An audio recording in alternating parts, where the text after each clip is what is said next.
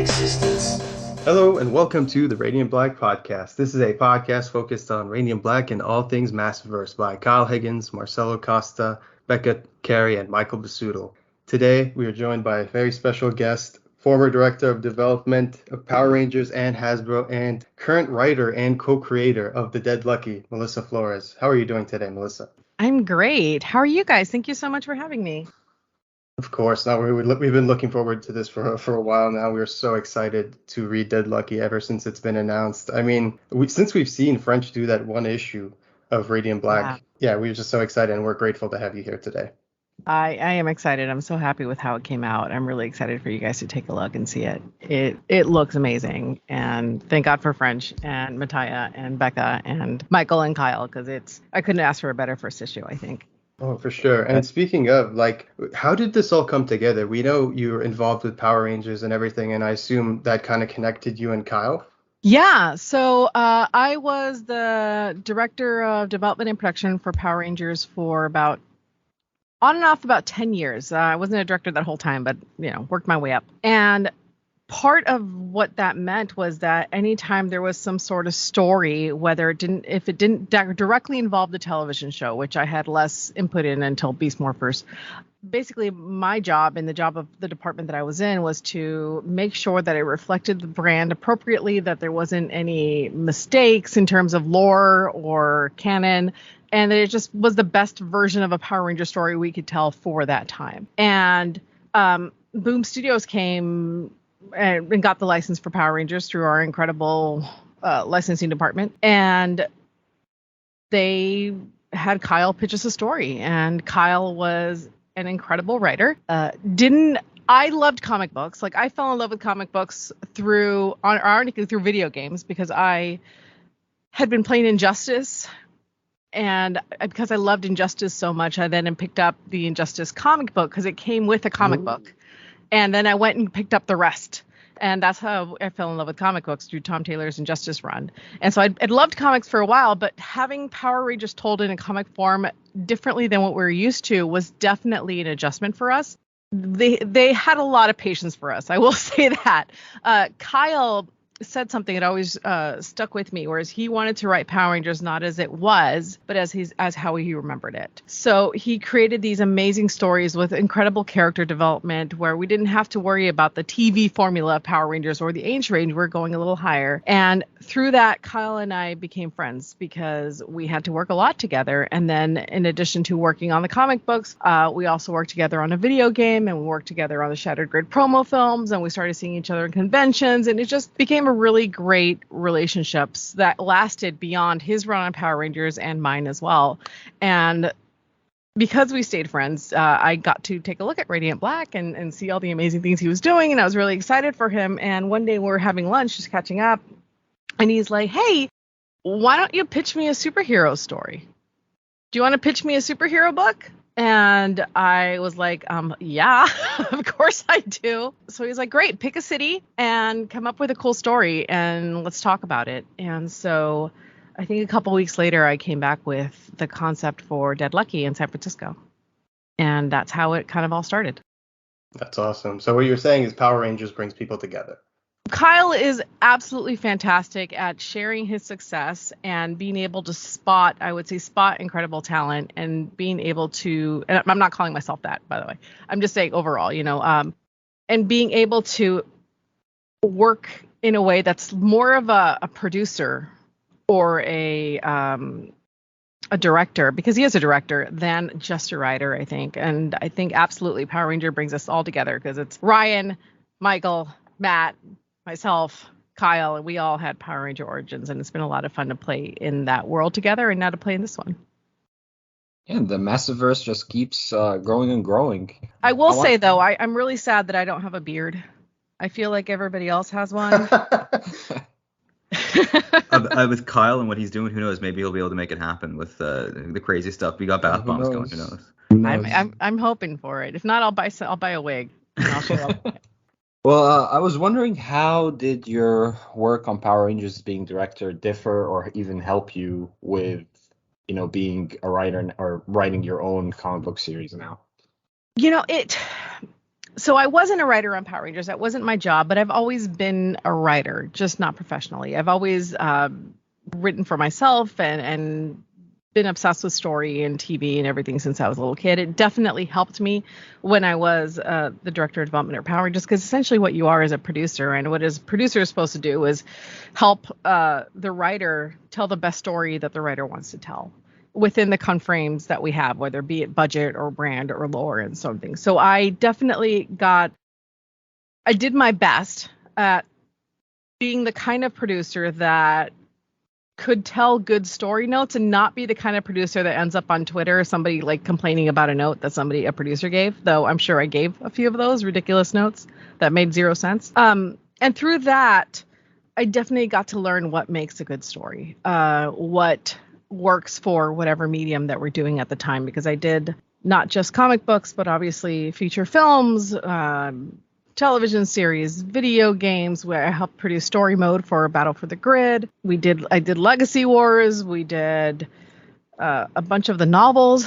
So I've always had and a lot of stuff that I can't even talk about because obviously either didn't come to fruition or it just was stuff that just didn't end up happening, or we can't talk about it because it just, NDAs and all that stuff. But through that, a lot of my job was to help develop and create a lot of these projects. And it helped me really hone my skills in terms of what is a good story and what works for what market. And when I left Power Rangers, I was kind of itching in that respect because I missed telling my own stories. I missed being a writer.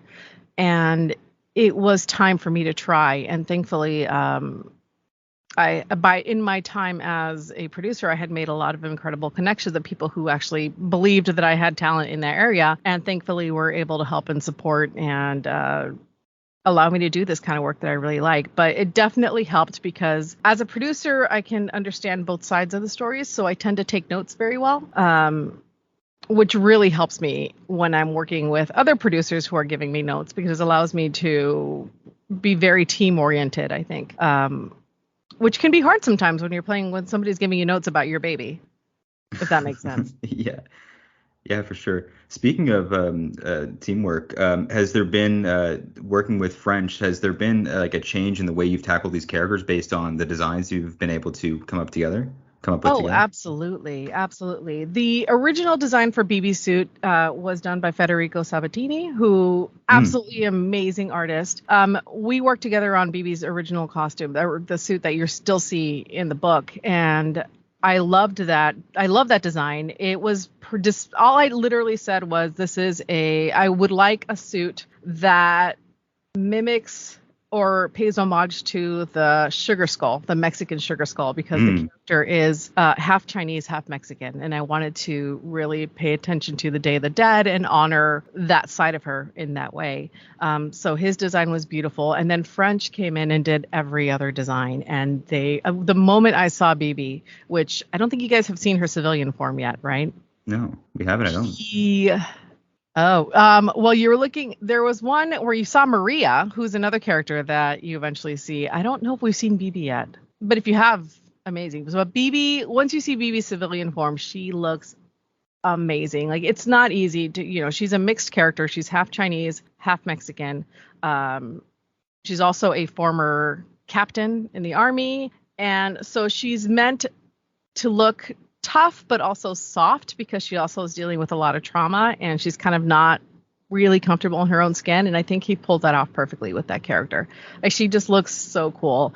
And every other character, the design for Ghost, which is her mech, is absolutely fantastic. Literally, when he does inks, it's like he's in my head, because when I give him the script, I rarely give him more notes than, here's what I'm thinking. Here's, panel 1, panel 2, panel 3, and let's put them all together. And he does it in a way that's so dynamic and so interesting. And then Mattia comes in with his colors, and Becca comes in with it's a dream process with all of them. They are just so excited and so fun to work with and so enthusiastic. And I have never felt more blessed than working with all of them, Michael and Kyle included. That's fantastic.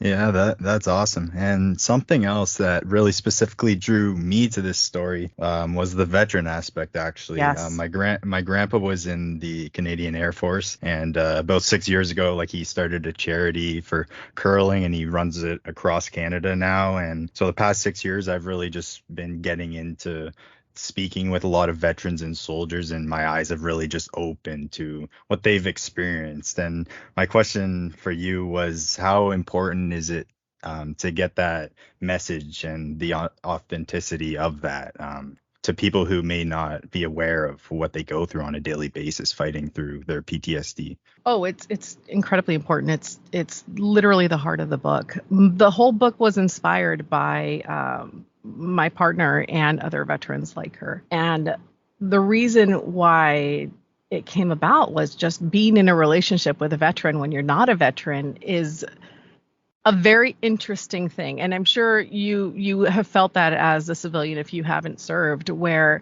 there's just things you're never going to understand. Yeah, for sure. Because they don't see you as one of them sometimes. You're a civilian, they're a soldier. And there's no way you can really, and it would frustrate me so much sometimes, because I like to think I'm this empathetic, like I can put myself in anybody's shoes kind of person, but I have not had experiences that she can't even talk about, or that, my friends can't even talk about. And what I wanted with this book was to look at that experience and look at that kind of person. And this isn't an attempt to understand them, but intent to honor them and where they came from, and explore, bring to light that kind of mentality, right? What they go through when they belong to something that is so powerful, and so it can be dangerous, it can be really tough, but also really there's tremendous highs that come with that as well. When you're with your squad, when you're with your platoon, there's tremendous lows that come with that. There's loss that you feel that nobody else can understand, because you're bonded by these incredible experiences, and then you have to leave them and you come back to this world that you've given up so much liberty to protect, and suddenly it doesn't look the same anymore because you're so used to looking at the world a different way. And when you get into relationships, when you're with your family or with your girlfriends or boyfriends or partners or whoever you are, with people that love you, it can be tremendously easy to just push people away because they're just not going to get it. And I really wanted to honor that kind of person, and also just explore what that means, and hope to bring that to shed a little bit more light on what does that mean when you have survivor's guilt, when you have PTSD. How do you deal with that in that kind of world? Honestly, we lost a really good friend of ours who was who was a veteran as well, and he committed suicide a couple years ago, and he was just the nicest guy, and he just I'm really sorry to hear that. Yeah, it sucks, right? Because he's just such a good guy, right? And you don't understand, but you can't. And it's one of those things where I just want to honor those kind of people and say, hey, we may not understand your pain, but we see it, and We're here for you. Yeah, we're here for you, and we love you. And that's what the Dead Lucky really wants to explore. I mean, it's a superhero story. There's mechs, there's fights, there's superpowers. It's everything. I'm a superhero girl. I grew up on Power Rangers, or I lived Power Rangers for such a long time. I live and breathe superheroes, but I wanted the story to have that kind of depth, and also to have that kind of meaning, and to truly honor those kind of people, because I think we need to. We can't forget about soldiers as soon as they leave the army. We have to also, without politicizing it as to what they're fighting for, just looking at them as people and So what true. that means. And I picked San Francisco specifically because San Francisco was such an interesting place to have that discussion, because it was, the birth of, LGBT, not really, New York was, but, it's got such a huge reputation as this is the city where you are who you are and you're free to be you. But then you've got the tech bros coming in, and you see crime on the rise there, and homelessness up. And it's just such an interesting dichotomy of that city, where how do you manage that kind of a melting pot and still stay true to who you are? And so, yeah, so I did talk a lot to not just my girlfriend, but also to a lot of other people, a lot of other veterans who I've obviously met through her. And also I have cousins who've served and that sort of thing. And what I wanted was not a sermon on what it means to be a soldier, because I'm not a soldier. I can't speak to that, but little tiny things that I feel like lend to that experience, right? Like, for example, BB doesn't like sitting with her back to a door, or BB's got a really soft spot for MREs. Like, she's got a very specific MRE that she really, really likes. That sort of thing, so that it really comes off like, okay, these are tiny things that may not hit us, a regular person reading it, but maybe a ex-soldier will be like, I understand where that comes from because I have that experience too. No, that's awesome, and it's a very interesting perspective too, being just part of the family, and like my grandpa's whole charity is raising money for not only the soldiers and the families that support them, because that support system is really just the foundation, really a very important thing for sure. And yeah, I cannot wait to see that. Awesome. Yeah, it's and that's also why you're going to see a lot of relationships with BB. She comes home to San Francisco. It's her hometown. She has her parents there. Her dad's Chinese, her mom's Mexican. They run a restaurant called the Chi Mexicu, which is a Chinese Mexican barbecue fusion restaurant. That's Only one in awesome. Chinatown.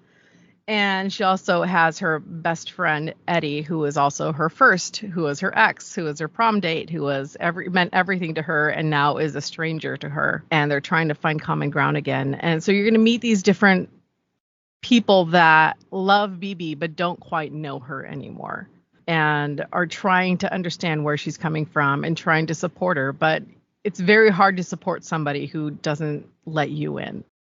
And that's a lot of what you see in the first few issues of the book, of them just trying to understand, like trying to support her, but not quite getting it, and trying to see where she's coming from. Yeah, for sure. And those are very important factors for sure. And like you said, this also is a superhero book. And the thing I love about the Massiveverse, just how everything's so different. Radiant Red, you got a heist thriller, you got like Rogue Sun, you got a very dark supernatural book. What would you say is the biggest thing that sets your book apart from the others in the Massiveverse, or just the tone of yours? I would say, I don't want to call it a war book, but I would call it the robot book. Our book is, when you put it up against a different Massiveverse, we spend a lot of time with our bots, with our mechs, with our tech. It's all unlike Rogue Sun, which is very supernatural. We're based, even though she has these superpowers, these electrical superpowers and this, obsession with the dead. She's very tech based, and it's very much based on her own demons, but also what it means to have this kind of power and technology in this city. So I would say it's a mix between a book about war, but it's also a book about technology, if that makes sense. Doesn't sound super sexy, but I promise it's fun. No, it sounds exciting, and cannot wait for it for sure. Oh, that's awesome. Speaking of, actually, I'm very particularly interested in Ghost, so I have a multifaceted question when it comes to Ghost. Well, firstly, is Ghost like more of a like Iron Man suit or vehicle or kind of thing, or is it like a sentient character? I hesitate to answer that because I don't want to spoil too much of the book. But what I will say is Ghost is absolutely a mech that she drives in and rides, but he does have a mind of his own. She considers him a partner. Is he sentient? I wouldn't necessarily say he's sentient, because he's brought to life by her powers. So in extension, he's an extension of her. But he is absolutely what she considers a partner. Remember, BB has lost her entire platoon, and she is used to being part of a team. So by bringing Ghost into this fight, she feels like she's getting a little bit of that back. So she definitely does not treat Ghost as just a robot. To her, Ghost is one of the only things that makes sense to her. Awesome. And based on the fact that this is a book that is within the massive verse, although it's, you have your own sandbox in San Francisco, would you say that there is a potential or even a hope for the future to cross over at any point with other massive verse characters or titles?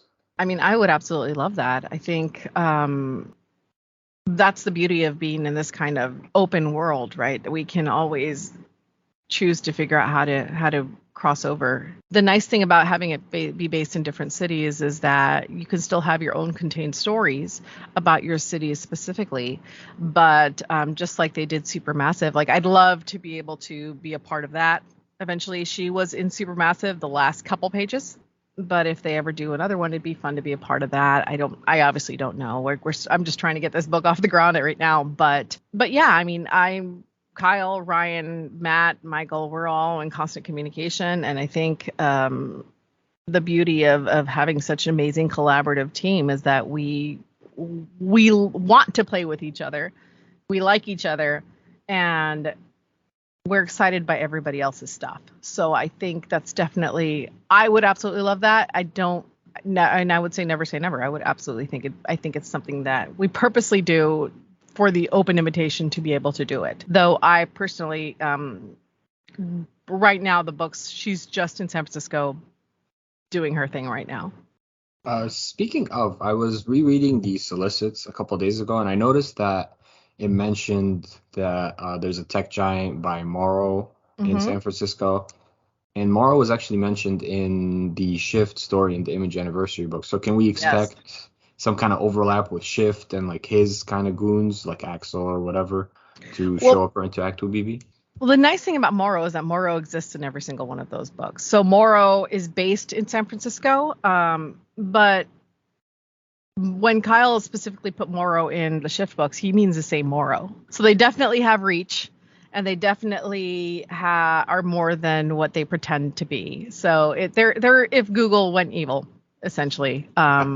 Or if, Google met Blackwater. They really, really, really want control and they want power. And they dress it up very nicely. They want San Francisco. They claim that San Francisco is going to be the city of tomorrow, and they have privatized everything. And it's going to be this amazing city that's going to have no crime and all this and that. But obviously, nothing is ever too good. Everything is always too good to be true when it comes to that stuff. You're giving up a lot if you want them to have everything. But they're shiny and they've got really cool robots. I'm definitely interested to learn more about them, because so far they've kind of been like in the background. So it looks like they're coming more to the foreground of the story in Dead Lucky. Yes, they are based in San Francisco, and they are who BB. There's two antagonists in the Dead Lucky that BB generally does not like. The first one is Morro, and Morro has essentially privatized San Francisco. They've come to San Francisco and basically said, we want San Francisco to be the city of the future. This is our home city, and we want it to reflect that. And so they have taken the city into their hands, so to speak. But of course, in doing that, they have, in pushing out, crime and homelessness and all that, they have essentially relocated and made a lot of people more homeless and pushed them out of the city and forced them not to be able to live in the city that they grew up in. And so another group has gotten very upset about that, and that is the Salvation Gang. And they are the people that have set up in Castro, who are extremely upset about the Morro's fascist ways, and not realizing that by doing exactly what Morro's doing and trying to take back the districts, they're just as bad as Morro. And so you see that power struggle take place in San Francisco, and then BB hops in, and she's just kind of like the bomb that like ignites both sparks. She is just she doesn't like either of them, but she's not sure which side she's on or which side she should be on. All she knows that she doesn't want them around her. And so it's kind of an interesting power dynamic between all of them, and you kind of see it playing out where I don't know if violence solves anything for anybody, but they're sure as heck gonna try. Oh, no, for sure. So actually, one thing I was wondering, and I will absolutely not be disappointed at all if you said no, but just curious because I noticed the pattern. But we got a trailer for Radiant Black. We got a trailer for Rogue Sun. Can we expect a trailer for Dead Lucky? I mean, I'm trying, man. Ooh. I definitely want one. I'll definitely want one. It's one of those things that if we can put one together, I'd really like to. But it's not up to me at this point, and I obviously want to work with the appropriate people to be able to do that. If I don't get it, I'll be sad, but I definitely will be trying. And if not, then I hope that the once we get to be or once we're able to release more art, then that'll do much. I really want this book to do well. I'm really excited about it. It's obviously a book that's very personal to me, but yeah, I love trailers. I really want one, but we'll see how we do it if we can. Well, speaking of, I'm assuming this is your first ongoing comic book, correct? Correct. Okay, so I was just wondering, one thing we are just always infatuated with on this podcast is all the amazing artwork that is on just all Massiverse titles. They all have stunning covers, and obviously Dead Lucky is no exception. I can't wait to pick up all the variants, and we saw so many, whether they're the exclusive variants or the variants that are coming with the incentives or the alternate cover variants. Which one's your favorite so far, if you had to pick one? Gosh, it's so hard because I know every single one of these artists and they're all amazing. Luke Duo just released one for issue 2. I don't know if it's been seen yet. His is really gorgeous. He and I worked together on a show called The Unleashed, which I did, and he did the amazing art for The Unleashed, and he did a cover for me that's really, really cool. Tom Whalen did a fantastic cover in that incredible style that he does so well. Federico did an incredible cover, and honestly, French's main covers are so good too. Every single one of them are just so cool. I just saw the cover for issue 3, and it looks so good.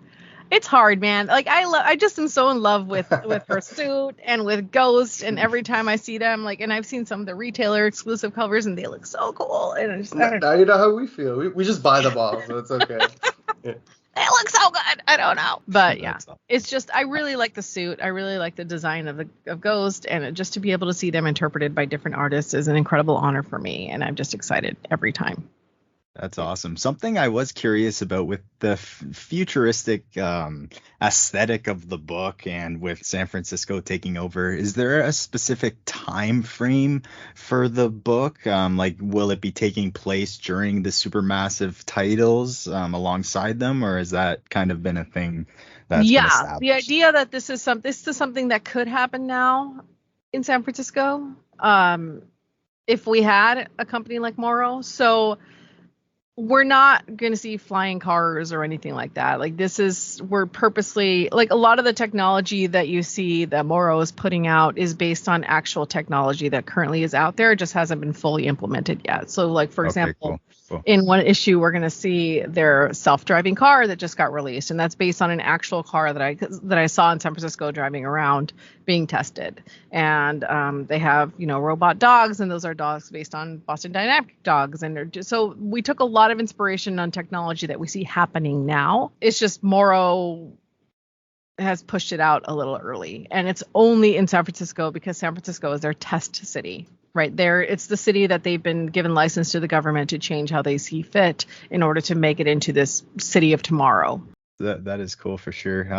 Did those names? I forget exactly what that the restaurant. What was that called again? Chi Mexicu.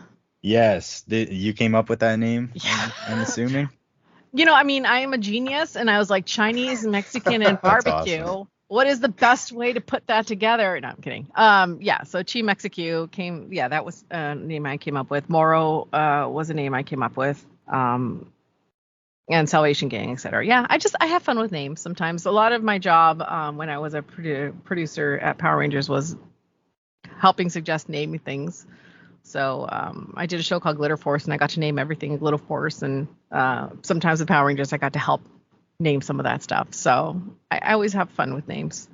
Bibiana was a very specific name that I picked for this character as well, because it means life, and there's also a saint by that name. And it's, once you get to know the character, she's very specifically named that way for a reason.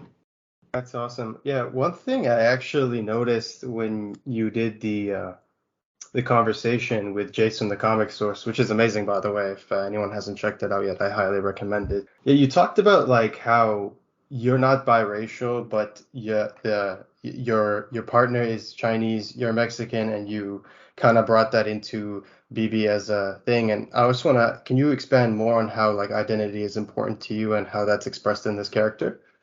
Oh, absolutely. Yeah, I'm Mexican American, I'm female, and I'm gay. And working with Power Rangers especially, it was something that was very important to me. One of the things I loved about Power Rangers was the diversity they represented in their stories. Was that, you know, you could look at a ranger and whatever ethnicity you are, at some point you could see yourself in them, whether you're male or female. We had, Latinos, African Americans, Caucasians, Asians. Like, we really tried We've to. got a non-binary one coming up too. Death Ranger. Exactly. I can't Yes. wait. My gosh. Yes. They look so cool. But and for me especially, I think growing up I was so obsessed with television, and it was so rare to see somebody that looked like me in the shows. And being with my partner had been for so long, the same was true for her as an Asian American. And so when it comes to the projects that I work on now, being able to have a diverse cast is really important to me, whether it be The Unleashed or The Dead Lucky or other projects that I can't really speak to right now because they're either upcoming or still under NDA. For me, I don't want to speak for everybody because I am not everybody, right? But I want to at least try and help pepper the world a little more with the world that I see living in Los Angeles. And for me, BB being biracial, and I don't think I've mentioned this at all, she's also pansexual, was important to me because I wanted that character to be a mix of identities, because a lot of the theme of the book is being stuck between worlds, right? She is not a soldier, but she's not a civilian, right? She's American. She served in the army. She's red, white, and blue all the way through, but she's also Chinese and Mexican, and she lives in Chinatown, and there's a lot of culture that arises from that. She's pansexual, so her sexuality is she doesn't really define it. She doesn't see it as something she has to. Her culture, in terms of her obsession with the dead and with the living, is something that she's also living in. So she's kind of constantly in a flux between these different identities and trying to find herself, because after she's come back from this traumatic experience, she does not know who she is. And so much of the book is her trying to find her identity in the suit, in being this superhero. Because if she's fighting things, she doesn't have to think about it or figure it out. And so it was important to me that she be at flux with a lot of things. And being able to have her be biracial meant that I could honor, my partner's ethnicity and also my own, because I wanted to put a little bit of myself in the story, and I want to honor my Mexican culture as well.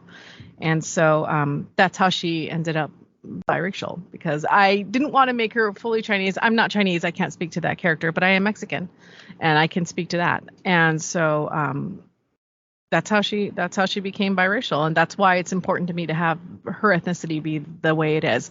It's just part of who she is, just like her sexuality. It's not like she has these, like, she goes to pride parades or she talks so much about being Mexican or Chinese. It's just like me, that's who she is, right? And it informs her decisions, but it's not something we spend a lot of time really diving into. It's just, that's BB. BB's this person. And she's more worried about Salvation Army or the Salvation Gang and Morro than really worrying about whether or not she, should be more Chinese or Mexican that day, if that makes sense. Yeah, that makes sense. I think it'd be interesting to see that in the book too. I wanted to ask about, I saw you did some work on Unleashed and Power Rangers Hyperforce, which are, from what I understand, I saw a little bit of Unleashed, but not so much of Hyperforce, but I understand they're kind of role-playing games kind of thing. Yeah. Can we expect something along those lines in the comic book medium, not just necessarily with the Dead Lucky? What do you mean specifically? Do you mean like bringing role playing to comic books, or? Yeah, in the sense that like Rogue Sun, I think it was issue 7, they're doing like a choose your own adventure kind of thing. So something along those lines. I mean, I would love that. I would think that's amazing. Currently it's not in the cards for Dead Lucky just because it's a scripted arc, but I think in success, I would absolutely love to be able to do something like that. I think it'd be really fun. One of the really cool things that Kyle constantly impresses me by is and Ryan too, is their ability to think outside the box and challenge the medium, in ways that I just never anticipated or expected.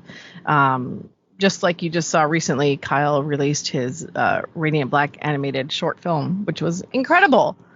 And with Supermassive, they did that incredible fold out, and then he did his Blacklight edition, and Ryan is doing his choose your own adventure. Like, they do things that are just incredible. I'd love to be able to get to their level at some point. But I think because I'm a new writer, I'm just trying to write a good book.